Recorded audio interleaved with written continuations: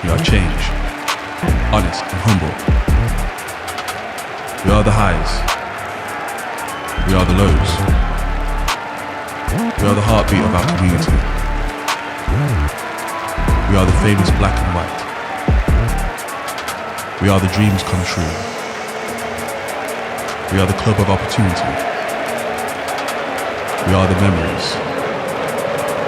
We are the yet to come. We are Derby.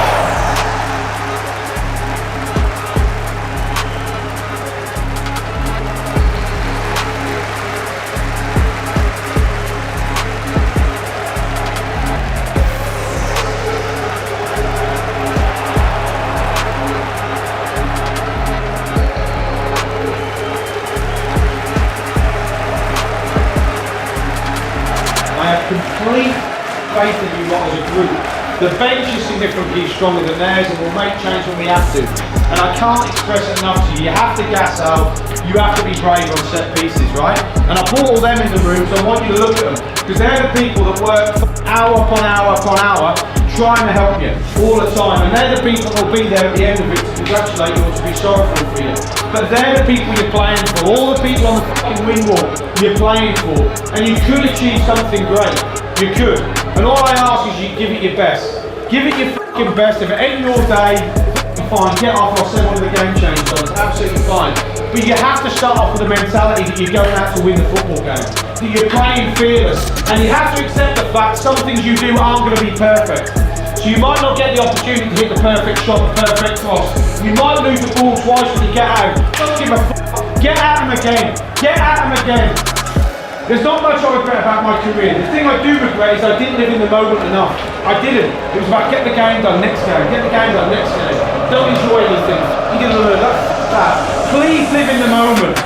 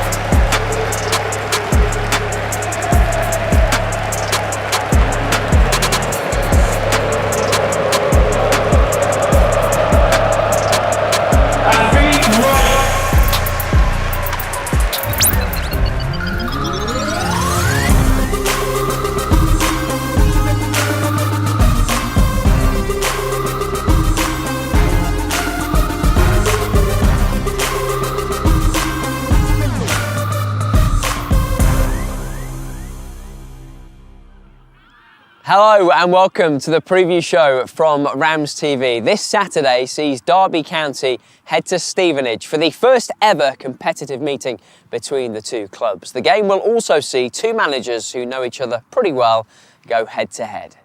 That's because Stevenage boss Steve Evans and Derby head coach Paul Warne worked together at Rotherham. Evans led the Millers to back-to-back promotions from League Two to the Championship in 2013 and 2014, with Warne his highly influential fitness coach. Warne, of course, got the Rotherham job himself a year or so after Evans left the club and enjoyed a couple of promotions of his own.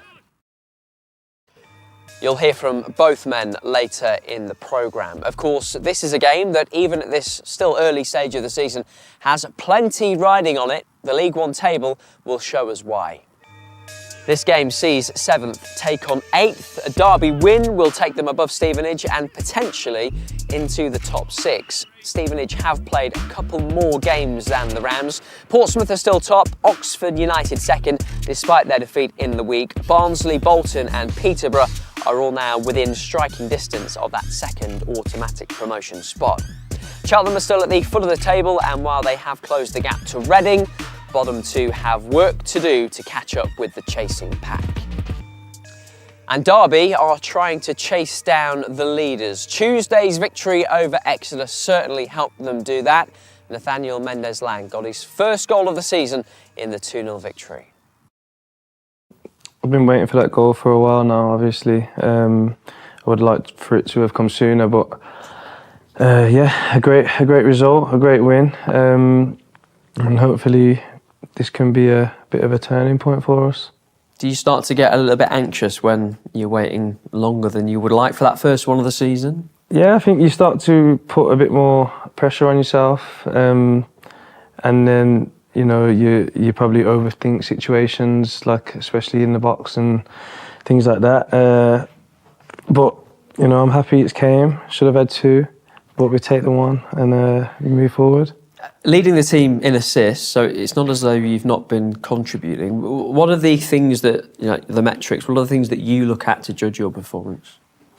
To be fair, like I remember saying it in an interview last season when someone asked, do I prefer to score or assist? And I said assist, and like they couldn't believe it. But that's always been my thing, creating chances, providing. I think especially with the way we play, with me on the right, it's very high and wide, so getting crosses in the box and whatnot. But I think from Tuesday night playing on the left, I'm able to cut inside a lot more, get shots off, and I think it worked well. So hopefully that I can contribute to a lot more goals. But I'm one that's very much about assists. You've been a busy man, didn't get much of a break over the summer, away on international duty, and you've been doing that as well in the breaks so far. Just give us a sense of how they work. So the last break, when were you travelling? When did you get back? When are you sleeping? Well, that sort of thing. Yeah,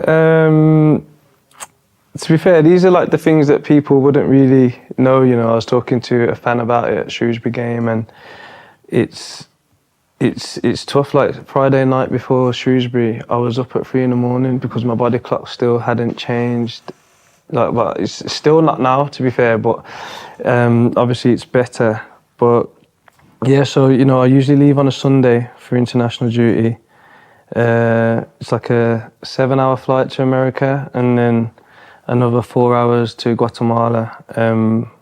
But then so there's a 7-hour time difference, and then the games at the last trip were obviously Panama and Trinidad, so it was a 4-hour flight to Panama, then 3 to Trinidad, then another 4 to Panama for the Panama game, and it's just a lot of travel, and it does take it out of you a bit. So it's hard when I go there to get into their time zone and obviously be fresh from all the travelling and whatnot, and then also on the return getting back into the time zones here. But obviously it's part of the game, and it's still an honour to represent my country, so there's no complaining. But yeah, it's tough. Has it affected you at all, do you think? Can you feel the effects of the travel? Yeah, like very closely after I do. I remember coming back from the one before this one, the Portsmouth game, and I felt it all week. I think I came off after 60 minutes. I was so tired. But I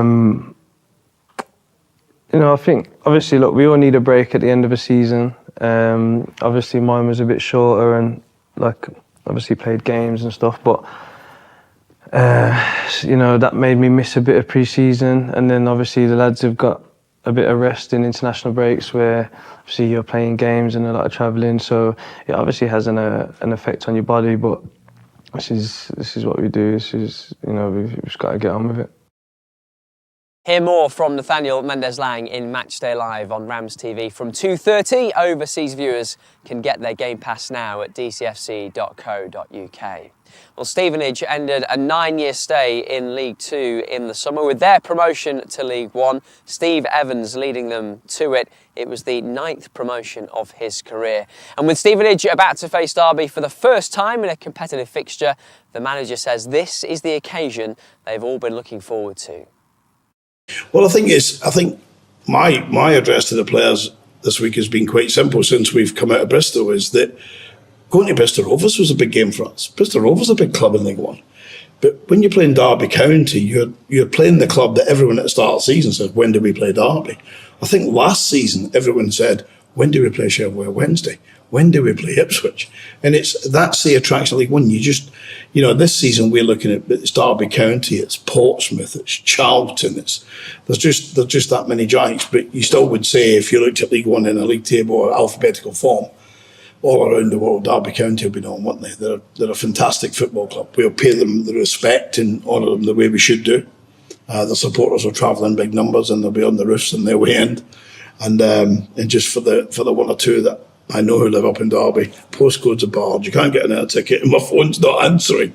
So we can't help you. But it's a great game for Stevenage as a town, Derby County to come here.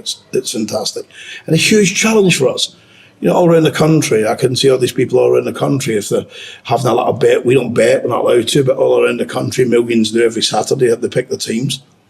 There's no Stevenage going on those bets, there's no Stevenage, a lot of derbies. So, from our point of view, we just have to try and cause an upset like we've done a few times in the last 18 months. When you had Paul at Rotherham, did you know he would go on to become a manager? He sat in my office every day, 3 or 4 times a day, and said, I never want to be a manager. And I think for the first year in the job, he did not want to be a manager. And I think he's taken it, to be fair, like a duck to water is an expression. I think he's different and completely different, opposite approaches from myself at different times.